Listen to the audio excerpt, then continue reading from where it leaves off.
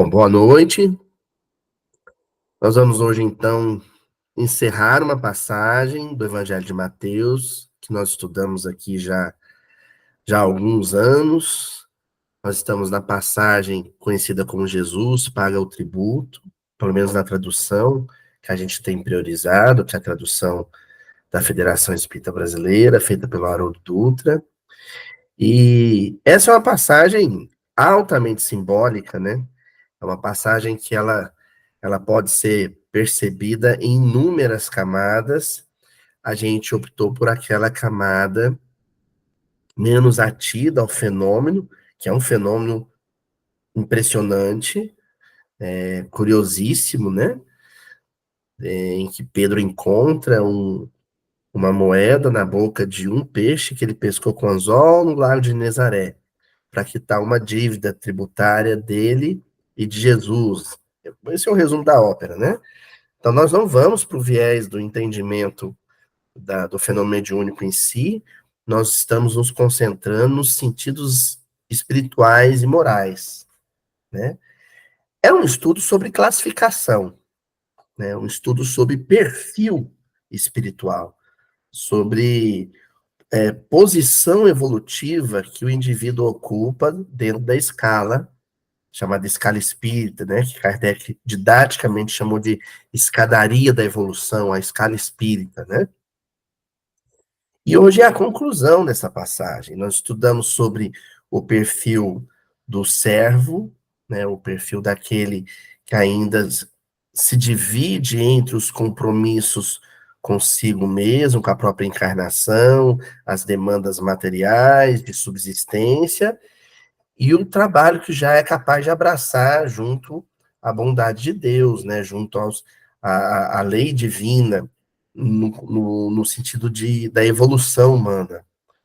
Nós vimos o perfil do filho unigênito, né, ou primogênito, que é a figura do próprio Cristo, como aquele que não tem mais compromissos junto ao plano físico, compromissos pessoais, que encarna e tem uma existência missionária inteiramente, integralmente consagrada ao serviço divino, né? Ao trabalho com Deus. Basicamente, essa foi a análise panorâmica que a gente fez nos últimos versículos estudados. Hoje nós vamos ver o último versículo, que é quando Jesus pede a Pedro que vá até o lago de Nezaré e encontre o tal peixe, né? Então, olha, versículo 27, capítulo 17 de Mateus.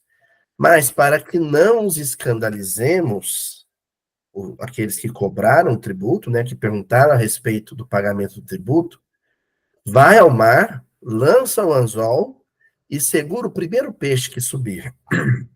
Ao abrir-lhe a boca, encontrarás um estáter, é aquela moeda que vale 4 denários, né? Que é a moeda que a gente está trabalhando aqui. Tomando, dá eles por mim e por ti. Então, esse é o versículo de hoje. Mas, aliás, eu falei denários, mas correção, é dracmas, né? Era uma moeda grega, de prata grega. O denário é a moeda de prata romana, né? Mas para que não os escandalizemos, vai ao mar, lança o anzol e segura o primeiro peixe que subir. Ao abrir-lhe a boca, encontrarás um estáter, tomando, dá-lhe a eles por mim e por ti. Então, um estáter valia 4 dracmas, né? Como o tributo, o valor do tributo, do imposto, era 2 dracmas, então Pedro teria, com essa moeda, estáter, condições de pagar o tributo anual dele, Pedro, e o tributo anual de Jesus. Por isso, o Cristo diz: paga por mim e por ti. É claro que a gente fica pensando, tá, que complicação, né? Essa coisa de Jesus mandar ele lá no lago, coisa e tal. Por que Jesus não fez que nem aqueles ilusionistas mesmo, né? Ilusionista de rua, né? Fechou a mão assim na mão do Pedro, chacoalhou a mão e quando abriu, tava lá um starter. Por que ele não fez assim, né, seu Murilo? Não seria mais fácil? mandar o Pedro ir lá no lago, ainda pescar com anzol, que não era muito a área de trabalho do Pedro. O Pedro era um pescador de rede, né? Ele pescava no arrastão, ele ia e vendia o peixe em grande quantidade na feira de Cafarnaum. Então, pescar com anzol não era muito o que o Pedro costumava fazer. Por que essa alegoria toda? Esse é o propósito do estudo de hoje. Existem coisas sendo ditas nessa orientação de Jesus que transcendem a simples quitação do tributo do templo. Tem coisas aqui que vão além da simples quitação de um tributo. Então, por isso, essa operação toda, né? Cada símbolo aqui, o significado de cada coisa, né? O significado do mar, o significado do anzol, o significado do primeiro peixe, não é, são todos, é um peixe, né? Por que abrir a boca? Por que a boestáter estaria dentro do peixe? Então, possivelmente, a gente vai ainda retomar esse versículo na semana que vem. Mas hoje já é possível afirmar algumas coisas, tomando como base de análise uma palavra que é central dentro dessa passagem toda, não só do versículo, que é a palavra peixe. Aliás, essa é uma palavra tão forte, tão significativa dentro da primeira hora do trabalho cristão na Terra, que os cristãos se reconheciam na primeira hora, né, quando o cristianismo passa a ser perseguido ostensivamente pela autoridade romana, com o desenho de um peixe, né? Até hoje, o peixe é o símbolo do trabalho do cristianismo na primeira hora. Quase todos os discípulos do colégio apostólico eram pescadores, né? Jesus multiplicou peixes, enfim. A palavra peixe ela tem uma importância muito grande dentro dos estudos bíblicos. Só que nós não vamos analisar o original grego do texto, que seria ictus, né? Nós não vamos olhar o original grego, a palavra grega. Por quê? Porque a fala de Jesus é tão rica e tão cheia de camadas poéticas que convém que a gente analise a coisa no hebraico aramaico, que foi com a língua com a qual Jesus se dirigiu a Pedro, o aramaico, a língua do dia a dia que eles falavam. Então, nós vamos usar o hebraico, que é o modelo de pensamento, né? Os hebreus, eles pensavam com base no hebraico, né? E depois reproduziam isso no aramaico comum, no aramaico do dia a dia. Mas o pensamento dos hebreus era um pensamento construído em cima das características, das especificidades da língua hebraica. E Jesus lançava a mão disso, usava esse recurso. Vocês vão ver o quanto esse idioma é rico quando a gente fala de camadas espirituais. E nós vamos fazer isso analisando simplesmente a palavra peixe. Bom, a palavra peixe em hebraico, né, essas duas letrinhas que a gente vai ler da direita para a esquerda. A primeira letrinha é o Dalet, a segunda letrinha é o Gimel, né? As vogais não aparecem, viu, gente? Então, a vogal A, que aqui tem nessa palavra, ela não aparece. O fluente na língua já sabe que está subentendido, né? Que ele vê essas duas letrinhas em sequência, já sabe que existe uma letra, uma vogal aqui que não aparece. Porque no hebraico só tem grafia para as consoantes. Então, a palavra aqui, o Dalet tem o som do nosso D e o Gimel tem o som do nosso G. Então, a palavra é Dag. Dag quer dizer peixe. Bom, primeira coisa, o valor de gematria da palavra, eu não vou fazer as contas aqui, mas vocês já viram operando, né, fazendo isso em outras ocasiões. Resumo da ópera, a somatória do valor de gematria das duas letras vai dar o numeral 7. E o 7 é o número de Deus, é o número divino, né? O sétimo dia da criação é o dia em que Deus conclui sua obra. Não é só o dia do descanso de Deus, é o dia do êxito de Deus, né? É o dia do sucesso divino na composição da criação. Então, o 7 representa algo de divino. E isso pode ser percebido, por exemplo, em algumas outras passagens do Velho Testamento, como o próprio dilúvio, né? Em que todos os animais da terra precisaram ser salvos, acolhidos dentro da arca, né, de Noé, um casal de cada, todos não, né? Um casal de cada espécie, para que a terra pudesse ser repovoada após o dilúvio. Menos um animal. Teve um animal que sobreviveu ao dilúvio, que nem sequer foi afetado pelo dilúvio e que não precisou ser acolhido dentro da arca de Noé. Que animal é esse? O peixe. Se toda a face da terra ficou submersa, para um peixe isso tanto faz, né? Então ele é um animal divino porque ele não foi alcançado pela, pela, pelo impacto ou os desdobramentos do dilúvio, né? Daí a tradição hebraica, a cultura hebraica, olhar para o peixe e ver sempre como aquele indivíduo salvo, aquele personagem da criação que não foi condenado ao dilúvio. O dilúvio não, para ele não foi uma condenação, tá bom? Bem, mas tem algumas nuances aqui, digamos assim, fonéticas e linguísticas que fazem parte da brincadeira que Jesus fez com a palavra dag. Por isso que a gente tem que vir no hebraico para perceber a riqueza do que Jesus falou.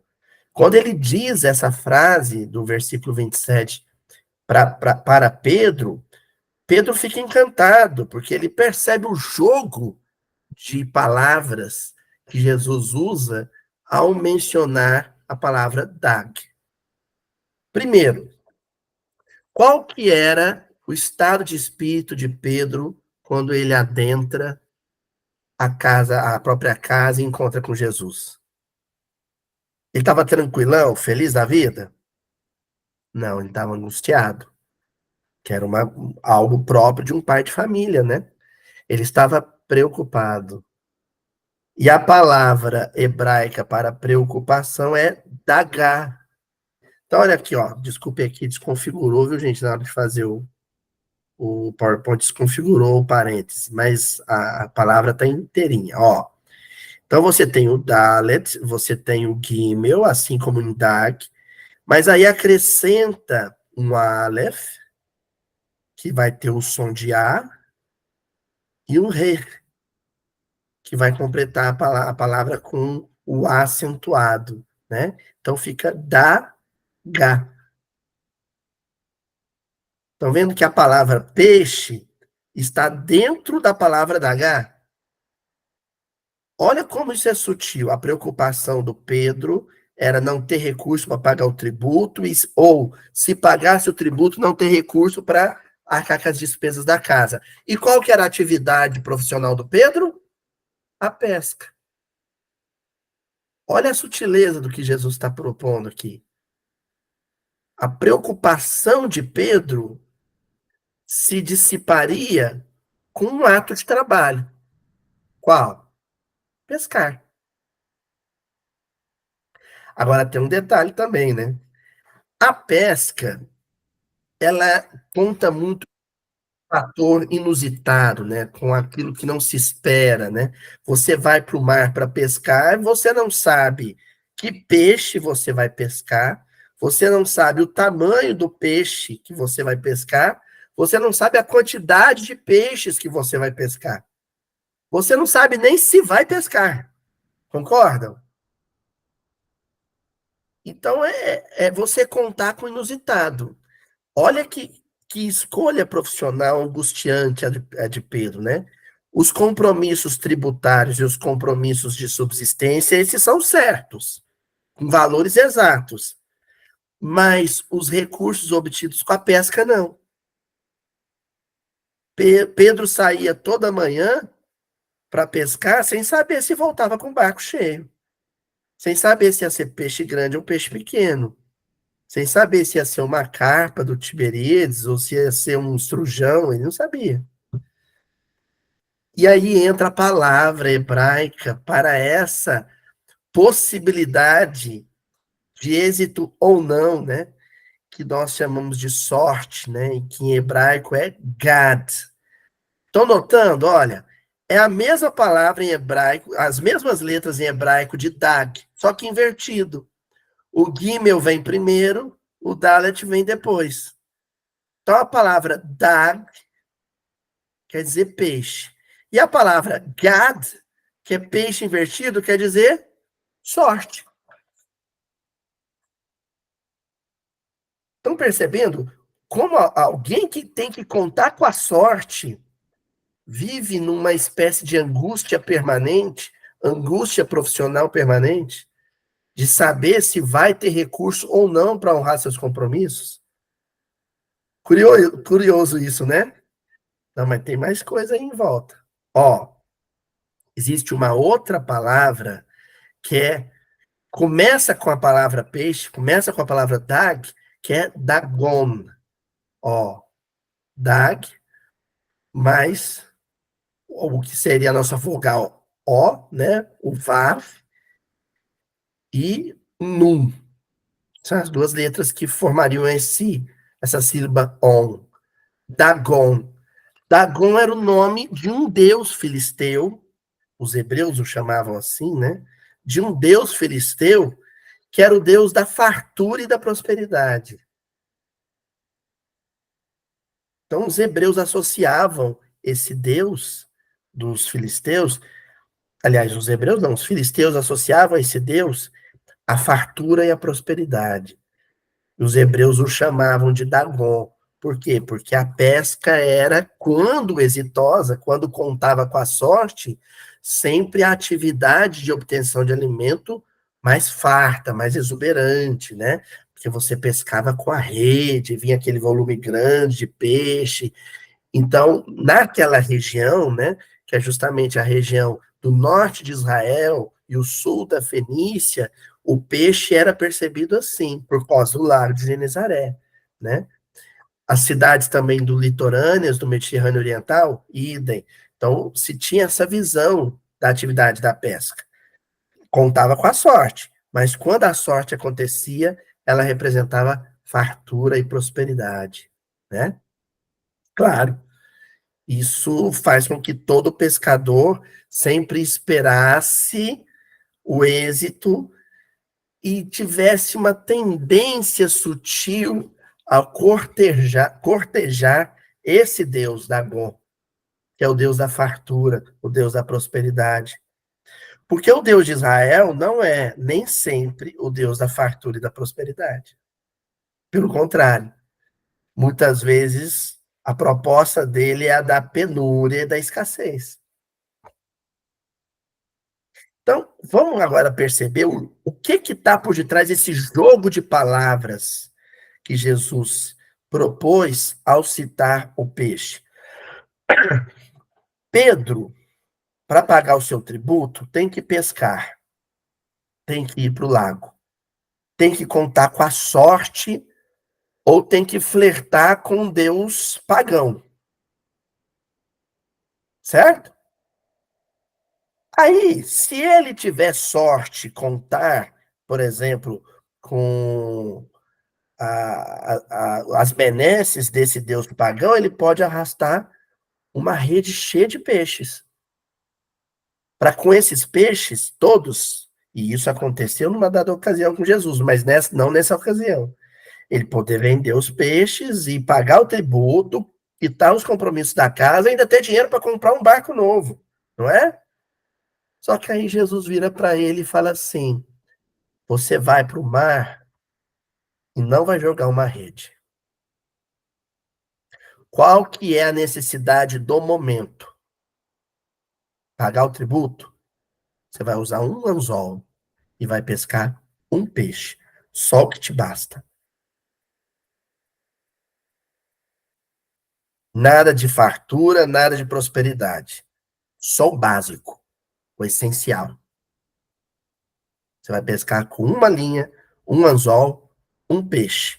E esse peixe vai te dar o recurso para você honrar a demanda da hora. Isso me lembra muito a chegada dos portugueses aqui no litoral brasileiro, né? O descompasso cultural entre a perspectiva econômica dos portugueses e dos índios. Porque ó, o conceito de comércio de larga escala dos portugueses, os índios não entendiam, não concebiam isso. Então o índio ele era assim, ó, ele estava lá na taba, né? Ele estava lá na oca, deitado numa rede. Ele sentia fome, ele ia no rio e pescava um peixe. Se alimentava e voltava a deitar na rede.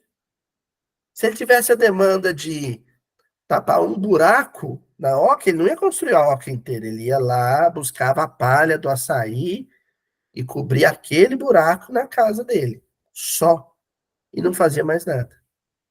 Daí vem o português e pede para o índio derrubar toras e mais toras de pau-brasil, toneladas de madeira que ele queria levar para vender. Isso não entra na cabeça do índio.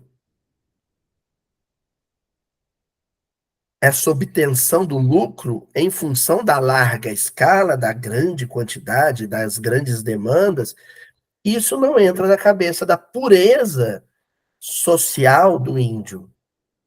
E Jesus está propondo isso justamente para o Pedro. Que ele não queira a abastança, que ele não queira a abundância, ele queira o mínimo necessário. É assim que a maioria das pessoas pensam? Não, não é. Um sujeito que pensa assim, eu trabalho para ter o mínimo necessário, esse sujeito, ele não é igual à maioria. Ele é único. Ele é um. Em hebraico, aquele que se distingue, que se separa dos demais por qualidades específicas, é o Kadosh, é o santo.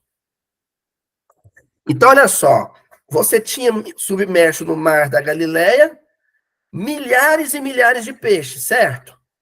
Mas qual que tinha a moeda na boca? Somente um. É aquele que se distinguia dos demais. Jesus está propondo para Pedro que ele, Pedro, é o peixe com a moeda na boca. Ele é o peixe Kadosh, é o peixe santo, é o peixe que se diferencia dos demais, que não é igual à massa, que não é igual à multidão. Todo mundo trabalha para enriquecer. E Jesus está dizendo: você não, Pedro. Você vai trabalhar o mínimo necessário para ter o mínimo necessário para sobreviver. Para que te abunde, te sobre o que falta para os outros. Tempo. Para fazer o que com esse tempo? Consagrar a Deus. Entendeu? Vocês lembram quando a gente começou a falar a diferença entre o servo maior e o servo menor?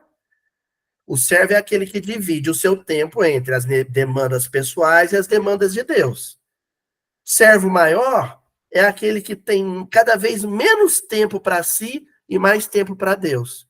O servo menor é aquele que reserva um tempo grande para si e um tempinho para Deus.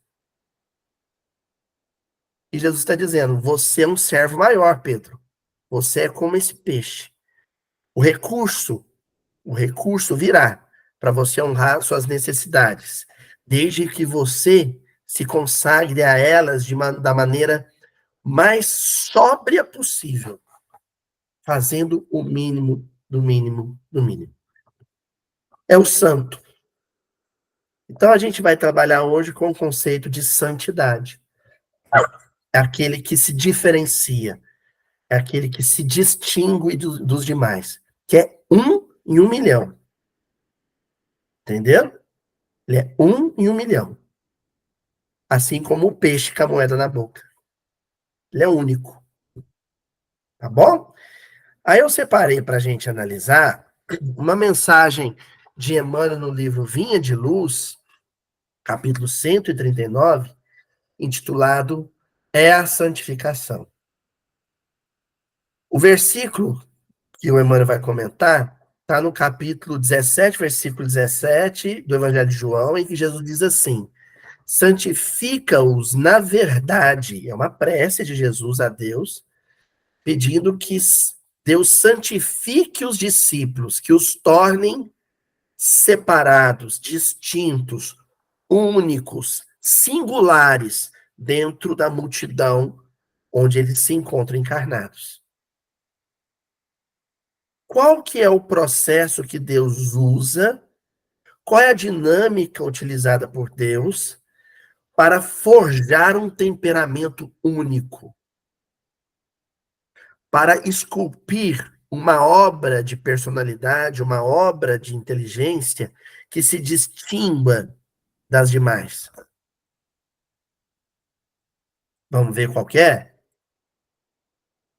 O Emmanuel diz assim: não podemos esquecer que, em se dirigindo ao Pai, nos derradeiros momentos do apostolado, rogou-lhe Jesus santificasse os discípulos que ficariam no plano carnal, ou seja, os peixes que ficariam dentro do cardume, os 12 peixinhos que ficariam no meio do cardume, no mar da vida, que os distinguisse, que os marcasse, que colocasse uma éstima, que colocasse uma moeda preciosa na boca de cada um. Ou seja, que cada um desses peixes singulares, distintos, santos, tivessem recursos íntimos, internos, interiores, para pagar o tributo a Deus. Lembra que a gente falou do tributo já? Ó, continua Emmanuel. É significativo observar que o mestre não pediu regalias e facilidades para os continuadores. Não recomendou o Senhor Supremo situasse os amigos em palácios encantados do prazer, nem os ilhasse em privilégios particularistas. Ao invés disso, suplicou ao Pai para que o santificasse na condição humana. É o contrário. A gente imagina, eles são os escolhidos, né? O The Chosen, a palavra The Chosen é isso, os escolhidos, os santos, porque Deus vai dar concessões, favores a eles que não vão dar aos outros. Certo? Deus vai permitir que eles encontrem no meio de tantos peixes um que tem uma moedinha para pagar o tributo. Aí fica parecendo que é uma concessão, uma regalia, não é? Errado. Se Deus quisesse dar regalia para Pedro, teria moeda em quantos peixes? Em todos. Não. Você nunca vai ter dinheiro sobrando, Simão. Os outros, sim. Você, não. Eu vou te marcar com o sinal da sobriedade, da distinção. Você vai ter uma vida modesta, enxuta.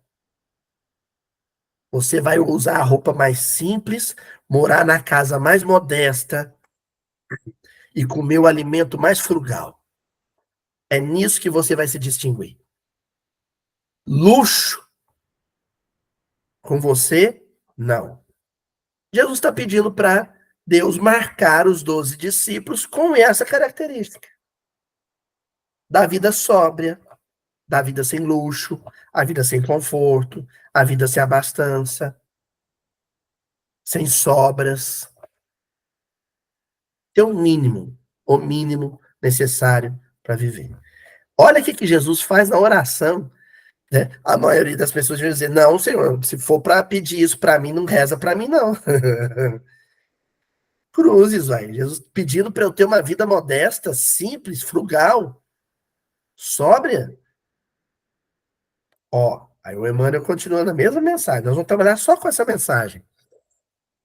É compreensível, portanto, que os discípulos sinceros recebam da providência maior quinhão de elementos purificadores em trabalhos e testemunhos benéficos. Notem bem, quinhão de elementos purificadores não é quinhão de elementos enriquecedores ou elementos faustosos. É 500 de elementos que purificam, que santificam, que distinguem. Aí vem na sequência: trabalho e testemunho. Trabalho e testemunho. Trabalho e luta. Na terra, quase sempre o dever e a responsabilidade parecem esmagá-los. No entanto, a palavra do evangelho é bastante clara no terreno das conquistas eternas. As responsabilidades e os deveres na vida desses escolhidos, dos santos, parecerá sufocar-lhes, esmagá-los, triturá-los. Hein? Se eles tiverem, se alguém na firma tiver que ficar desempregado e viver com seguro-desemprego, esse alguém vai ser um santo escolhido por Deus. Se alguém vai ter que ser o último, né, no, no, no, no sorteio para a fila do atendimento no SUS, esse último vai ser o santo escolhido por Deus. Isso é tão desanimador para quem espera a prosperidade, a bonança, né? Parece que é um antidiscurso, né? É um antiproselitismo, né? Parece que esse vídeo, isso que eu estou falando aqui, parece que, ô Luiz, mas isso vai afastar as pessoas do espiritismo, vai afastar as pessoas do evangelho. Não, não vai afastar as pessoas, vai selecionar os santos. Entenderam? É a triagem, é a peneira. Quem quiser o evangelho pelos seus benefícios espirituais, fica.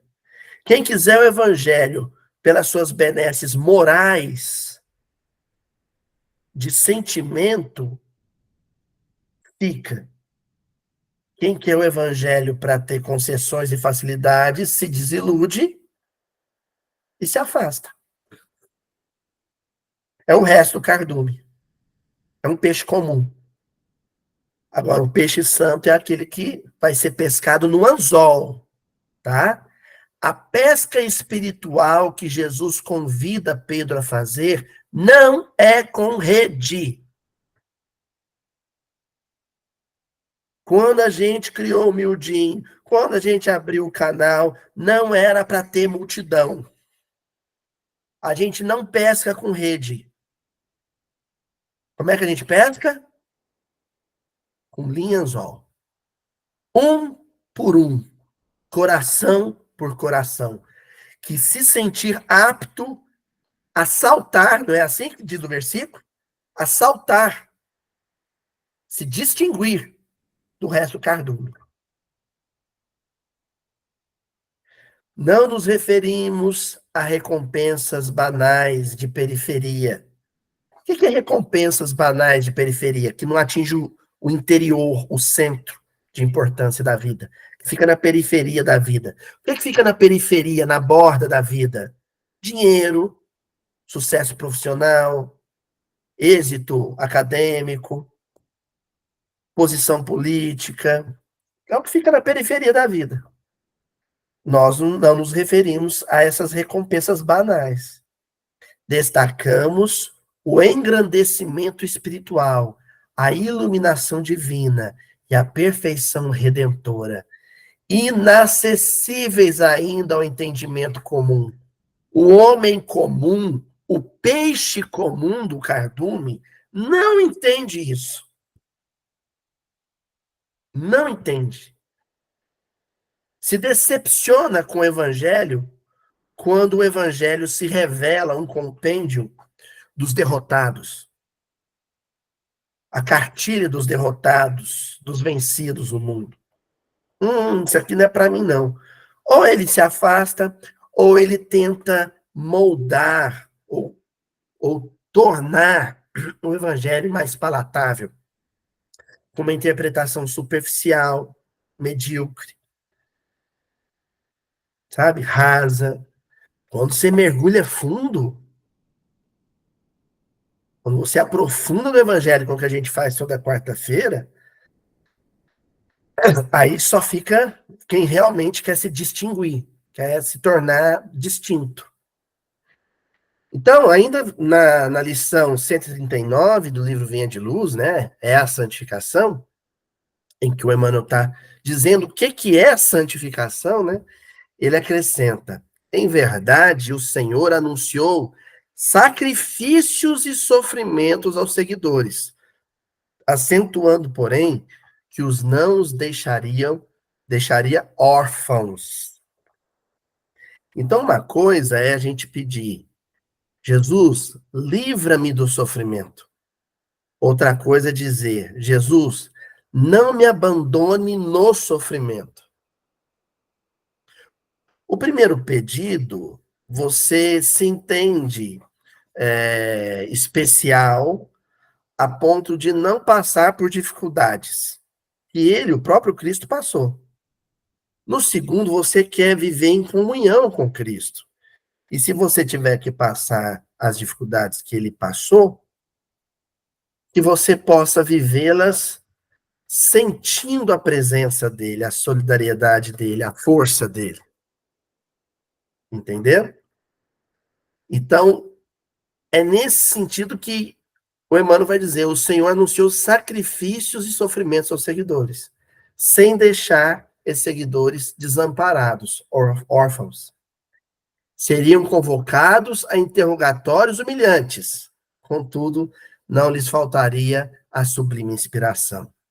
Seguiriam atribulados, mas não angustiados, perseguidos, mas nunca desamparados. Receberiam golpes e decepções, mas não lhes seriam negados a esperança e o reconforto. Então, há a aflição, há o sofrimento, há o sacrifício, há a dor, mas há a consolação, ao conforto, a orientação, ao encorajamento da parte de Jesus. E é o nosso ponto de equilíbrio, né? Se por um lado, ao redor da embarcação é tempestade, por outro, dentro da embarcação tem aquele capaz de acalmar a tempestade. Lembrando que nessa passagem, o texto bíblico diz que Jesus acalmou a tempestade. Ele não diz que Jesus eliminou a tempestade. Acho que o barco ainda dava uma chacoalhadazinha, né? Ainda dava tinha uma tribulaçãozinha ali, tá bom? Prosseguindo, sofreriam flagelações do mundo. No entanto, suas dores abasteceriam os celeiros da graça e da consolação para os aflitos. Então, o servo de Deus, o discípulo de Jesus, é aquele que sofre para consolar quem sofre. É aquele que passa privação para atender a privação de quem a tem. É aquele que sente a dor no esforço de aliviar a dor do próximo. Então não pode haver qualquer exigência. Qualquer tipo de exigência, né? Qualquer tipo de escolha ou capricho, questionando a vivência do evangelho no mundo, é comportar-se tal qual qualquer outro ser humano que não conheça Jesus. Os que não conhecem o evangelho também agem de forma caprichosa, de forma exclusivista. É preciso se distinguir, se santificar em relação aos demais. Muita vez participariam dos últimos lugares entre as criaturas terrestres, para serem dos primeiros na cooperação com o divino trabalhador. Isso é óbvio. A ascensão profissional, a ascensão de carreira, o destaque, o brilho profissional, exige de você um tempo e uma dedicação incompatíveis com o tempo e a dedicação que um discípulo deve consagrar ao evangelho. Então, uma coisa ou outra. Não tem como as duas. As duas não tem como. Ou uma coisa ou outra. Ou você está se dividindo meio a meio. Ou você está se dividindo meio a meio. O que não te coloca numa situação santificadora. O santo, o distinto, O separado é aquele que negligencia, sim, os louros da terra, as coroas da terra, os tronos da terra, para ter tempo de sobra para o serviço do evangelho. Seriam detidos nos cárceres, mas disporiam da presença dos anjos sob cânticos de glorificação. Carregariam cicatrizes por sinais celestes. Olha, o sinal. A cicatriz do açoite, do golpe, ela se torna um sinal, uma marca de santificação, de distinção. Olha aquele ali, ó. Ele tem cicatrizes causadas pelo mundo. Ora, se ele tem cicatrizes causadas pelo mundo, é porque ele se opôs ao mundo quando o mundo se opunha a Deus. E aí a própria fala de Jesus no próprio Evangelho de João, né? E o mundo vos odiará.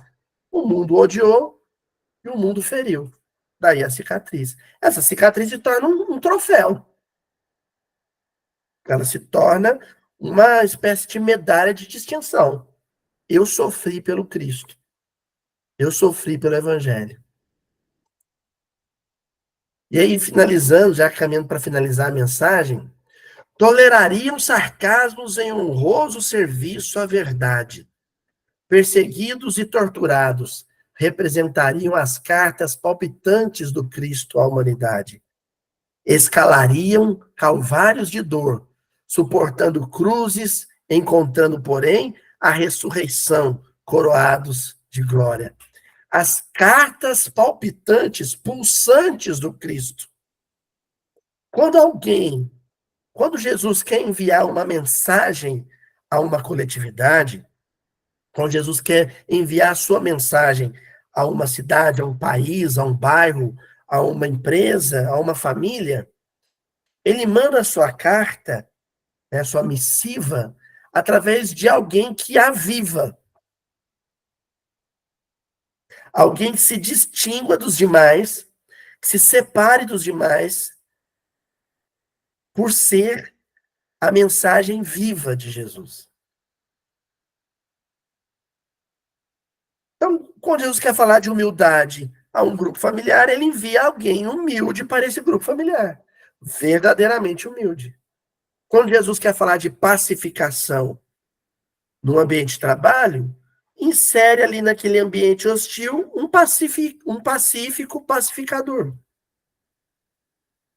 Agora, é lógico, aquele que se distingue vai sofrer os reveses, vai sofrer a contramão, né, a oposição de quem não quer mudar, de quem não aceita a mensagem. Certo? Efetivamente, pois, os colaboradores do evangelho são, de modo geral, anônimos e desprezados nas esferas convencionalistas da Terra. Tudo que o povo não quer ser hoje, né? Todo mundo quer ser celebridade. Você posta uma coisa no Instagram querendo bombar, para você ser conhecido. E cortejado, bajulado, considerado. O servo de Jesus vai se distinguir dos demais, vai ser um peixe com a moeda na boca, quando ele, além de um Zé Ninguém no mundo, o mundo o desconsiderar, não valorizar e mais, procurar desprezar as virtudes que ele tem. Todavia, para eles, repete o mestre em todos os tempos as sublimes palavras. Sois meus amigos, porque tudo quanto ouvi do meu Pai vos dei a conhecer. Sois meus amigos, porque os recursos para honrar com o compromisso divino está dentro de vocês. Eu coloquei um estima dentro do interior de cada um. Por isso que vocês vão ser pescados com anzol. Por isso que vocês vão ser selecionados a dedo. Porque são aqueles que trazem um tesouro interior, um valor interior, que os demais não trazem. E encerramos com uma pintura assim, impactante, né? Do circo do martírio, o circo máximo, né, em Roma,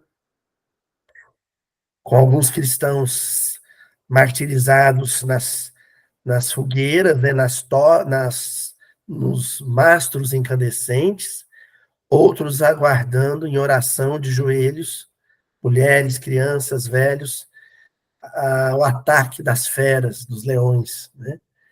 E a frase de Emmanuel no prefácio do livro Ave Cristo, né? Que é uma paráfrase dos soldados romanos, né? Que saudavam César, dizendo: aqueles que vão morrer por Roma te saúdam, né? E aqui é o contrário.